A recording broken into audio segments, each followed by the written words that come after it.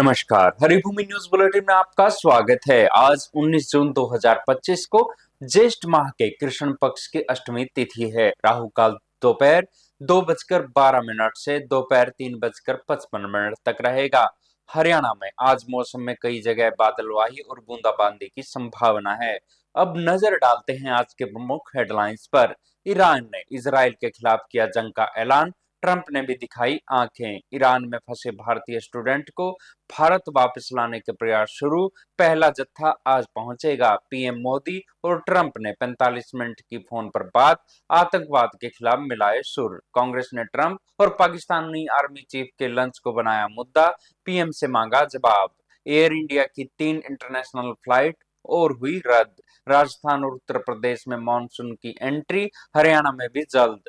भारत और कनाडा के बीच high commission फिर से होगा बहाल, आतंकी निजर हत्या के बाद हुआ था बंद।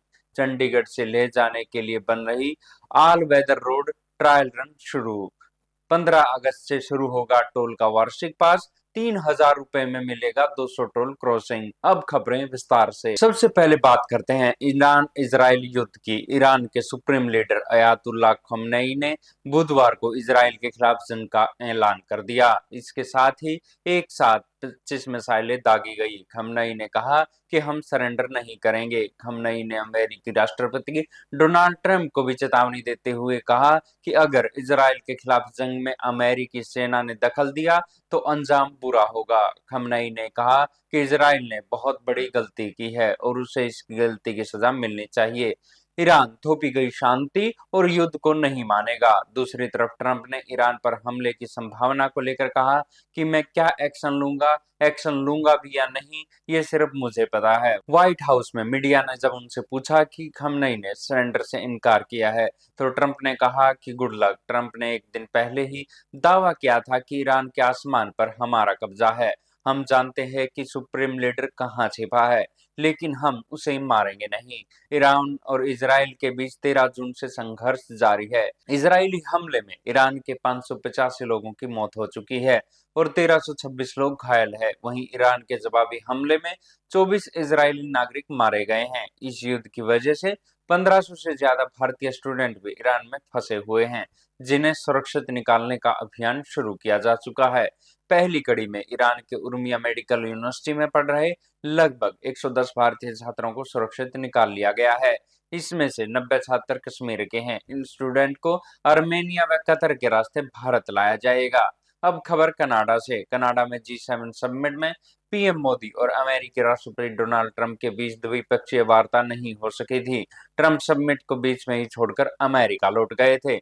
ऐसे में पीएम मोदी ने बुधवार को ट्रंप से फोन पर करीब 35 मिनट बात की। मोदी ने राष्ट्रपति ट्रंप को ऑपरेशन सिंदूर के बारे में जानकारी दी। विदेश सचिव विक्रम मिस्री ने बताया कि बातचीत में साफ किया गया कि भारत कभी तीसरे पक्ष की मध्यस्थता को स्वीकार नहीं करता और आगे भी नहीं करेगा। साथ ही पीएम मोदी ने यह भी जोर देकर कहा कि भारत आतंकवाद की घटनाओं को प्रोक्सी वार नहीं बल्कि सीधे युद्ध की कार्रवाई के रूप में देखता है। भारत ऑपरेशन सिंदूर अभी भी जारी है। विदेश सचिव ने कहा कि राष्ट्रपति ट्रंप ने आतंक के खिलाफ भारत की लड़ाई के प्रति समर्थन जताया है। वहीं कांग्रेस ने ताजा घटनाक्रम पर भाजपा को घेरा है। कांग्रेस महासचिव जयराम रमेश ने कहा कि पाकिस्तानी आर्मी चीफ आसिफ मुनीर राष्ट्रपति ट्रंप के साथ लंच करेंगे। ये भारत की कूटनीति को बड़ा झटका है।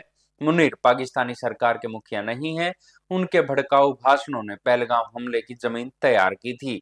इसके बावजूद अमेरिकी राष्ट्रपति मुनीर के साथ लंच कर रहे हैं। रमेश ने मांग करते हुए कहा कि पीएम मोदी को 3 देशों की यात्रा से लौटकर सर्वदलीय बैठक करनी चाहिए। ट्रंप के साथ उनकी बातचीत को सभी के सामने रखें। उन्हें राष्ट्र को विश्वास में लेना चाहिए। अब बात करते हैं पीएम मोदी की 3 देशों की यात्रा की। प्रधानमंत्री नरेंद्र मोदी बुधवार को कनाडा से क्रोएशिया पहुंचे। 3 देशों की यात्रा में ये पीएम का अंतिम पड़ाव है। राजधानी जगरेब में पीएम मोदी का भव्य स्वागत किया गया और मंत्र पढ़े गए। भारतीय नृत्य भी किया गया।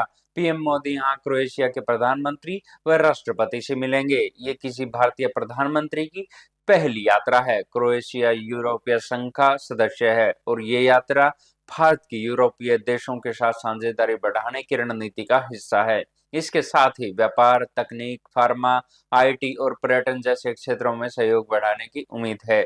वहीं इससे पहले मंगलवार को G7 समिट में पीएम मोदी ने कनाडा के पीएम मार्क कार्नी के साथ द्विपक्षीय मुलाकात की। मीटिंग के बाद मोदी ने कहा कि भारत और कनाडा के संबंध काफी महत्वपूर्ण है। मैं भाग्यशाली भी हूं कि मुझे 2015 के बाद एक बार फिर कनाडा आने का और कनाडा के लोगों से जुड़ने का अवसर मिला। इसी के साथ भारत और कनाडा के बीच हाई कमीशन को फिर से बहाल करने पर सहमति बन गई है।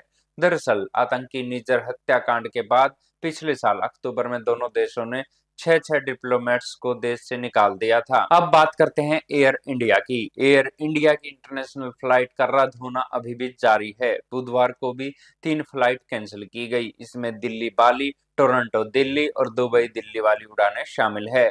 सबसे पहले दिल्ली से बाली जा रही फ्लाइट एआई 2145 बीच रास्ते से दिल्ली लौट आई। एयरलाइंस ने बताया कि यह फैसला बाली एयरपोर्ट के पास ज्वालामुखी विस्फोट की खबरों के कारण यात्रियों की सुरक्षा को ध्यान में रखते हुए लिया गया। इसके बाद टोरंटो से दिल्ली जाने वाली फ्लाइट एआई 188 कैंसिल की गई। फ्लाइट में यात्री सवार हो चुके थे, उन्हें उतार दिया गया। बाद में कहा गया कि विमान में मेंटेनेंस और क्रू के फ्लाइट ड्यूटी टाइम की लिमिटेशन के चलते रद्द किया गया है। इसके अलावा दुबई से दिल्ली आने वाली फ्लाइट एआई 996 को तकनीकी खामी के चलते कैंसिल कर दिया गया है। इस फ्लाइट में भी यात्री सवार हो चुके थे। आदेश जारी होते ही उन्हें उतार दिया गया। एयरलाइंस के मुताबिक फ्लाइट कैंसिल होने के बाद यात्रियों के होटलों में ठहरने और दूसरी फ्लाइट की व्यवस्था की गई। साथ ही टिकट कैंसिल पर पूरे रिफंड की पेशकश की गई। इससे पहले मंगलवार को एयर इंडिया की 7 इंटरनेशनल फ्लाइट रद्द कर दी गई थी। इधर हैदराबाद के बेगमपेट एयरपोर्ट को बुधवार सुबह ईमेल के जरिए बम से उड़ाने की धमकी मिली। जांच के लिए बम स्क्वाड को बुलाया गया और एयरपोर्ट के हर हिस्से को अच्छे से तलाश किया गया।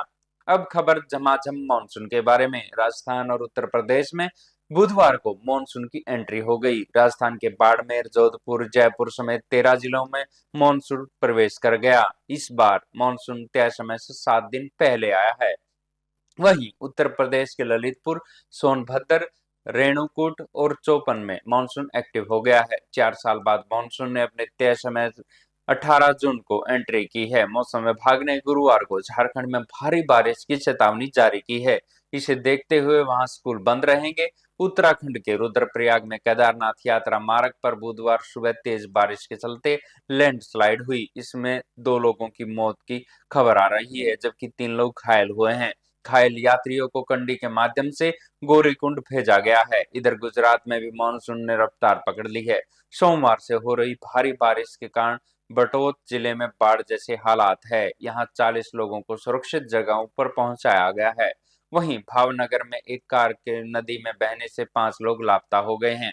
उधर मध्य प्रदेश में एंट्री के दूसरे दिन ही मानसून 19 जिलों में पहुंच गया।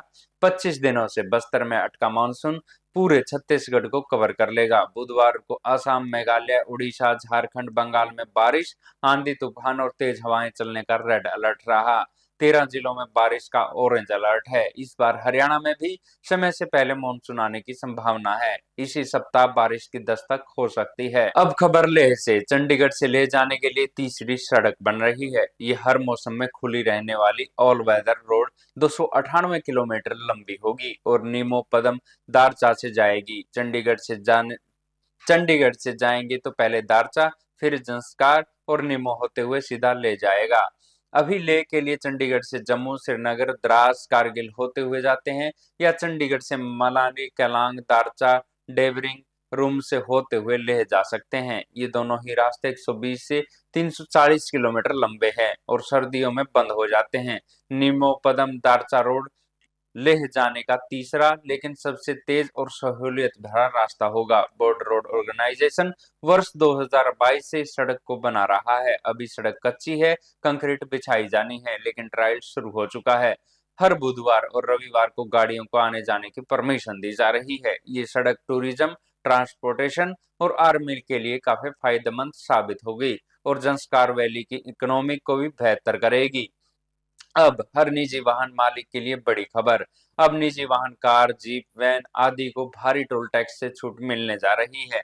सरकार फास्टैग के लिए सालाना पास का ऑप्शन लेकर आ रही है। इसकी कीमत 3,000 रुपए होगी और ये 15 अगस्त से मिलने लगेगा। अभी केवल मंथली पास और जरूरत के हिसाब से रिचार्ज की सुविधा मिलती है। नया पास 1 साल के लिए या 200 टोल क्रॉस करने के लिए वैलिड होगा, यानी एक टोल क्रॉस करने की कीमत करीब 15 रुपए आएगी। सरकार का दावा है कि इससे देश भर में नेशनल हाईवे के टोल पर भीड़ कम होगी। केंद्रीय मंत्री नितिन गडकरी ने कहा कि 200 टोल क्रॉस करने में करीब 10,000 रुपए खर्च होते हैं और अब 3,000 रुपए में ही काम हो जाएगा। एनएचएआई के इसके लिए जल्द हाईवे ट्रेवल ऐप और अपनी ऑफिशियल वेबसाइट पर अलग से लिंक शुरू करेगा। वहां से आप पास तो अप्लाई कर सकेंगे। ऐसी ही खबरों से जुड़े रहने के लिए देखते रहिए हरिभूमि टीवी। और अगर खबरों को विस्तार से जानना है तो हरिभूमि अखबार पढ़े या हरिभूमि की वेबसाइट पर जाएं।